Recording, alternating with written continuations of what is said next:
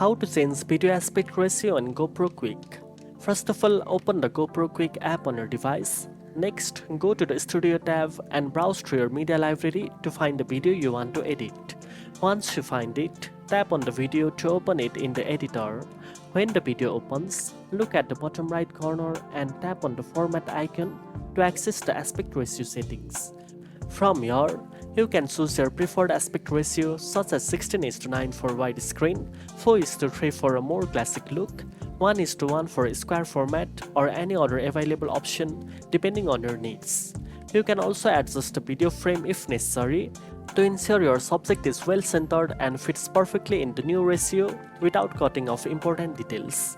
After you are satisfied with the changes, tap Save to apply the new aspect ratio to your video. Now you know how to change the video aspect ratio in GoPro Quik.